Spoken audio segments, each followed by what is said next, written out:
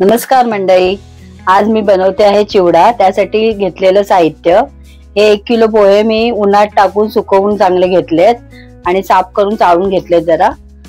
आणि शेंगदाणे 400 ग्राम, डाळ्या 100 ग्रामच घेतलेत मी, जास्त नाही। कुणाला आवडीचं असेल तर घेऊ शकता जास्त। आणि सुकं खोबरं 1 वाटी कापून घेतलंय आणि ह्या मिरच्या आहेत आणि हा कढीपत्ता। हे शेंगदाणे तळत ठेवते, चांगले स्लो गॅसवर मंद गॅसवर चांगले तळून घ्यायचे, थोडं तेल टाकून असे मध्ये मध्ये फिरवत राहायचे थोडे, म्हणजे खाली लागणार नाही। आणि एका साइडला मी पोहे करते, आता भाजते।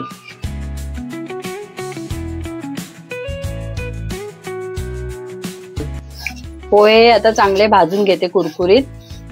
शेंगदाणे चांगले तळून झाले, त्याच्यातच मी हे सुकं खोबरं तळायला टाकते। त्याला काही वेळ नाही लागत, पटकन होतं ते।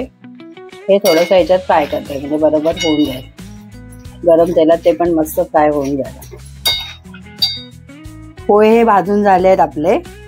आणि हे कसे ओळखायचे तर ह्याचा असं चुरा झाला पाहिजे चांगला, म्हणजे आपले चांगले भाजून झाले आहेत। आता फोडणीची तयारी करूया। ह्याच्यातच डाळी पण भाजायला टाकल्या मी, साधारण थोडेसे 2-3 मिनिटं परतायचे। फोडणीला तेल टाकते मी आता। आता हे खोबरं पण भाजून झालंय चांगलं, ह्याच्यात तळून झालंय। आता हे सगळं मिक्स करायचं पोह्यांमध्ये, नंतर फोडणी दिली का।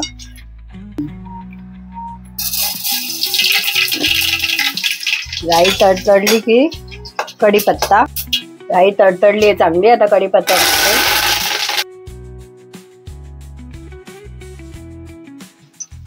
थोडेसे धणे,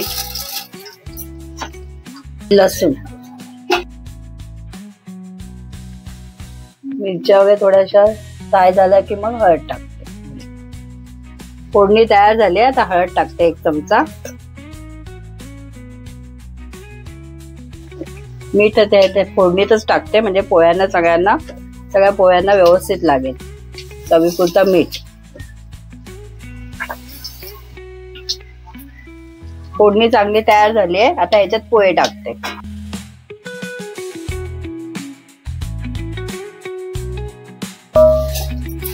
चांगले ढवळून घ्यायचे आता, वरून खालून व्यवस्थित फोडणी सगळी त्याच्यात घेतली पाहिजे। तर शेंगदाणे टाकते ह्याच्यात, चांगलं मिक्स करून घेते, सगळ्याला व्यवस्थित लागेल पोह्यांना। आपला चिवडा तयार झालाय, आता मस्त कलर आलेला आहे छान पैकी। आता हा गार होऊन मग डब्यात भरायचा। चांगला गार झाला की मग त्यानंतर साखर टाकायची, डब्यात भरताना मिक्स करून टाकायची साखर।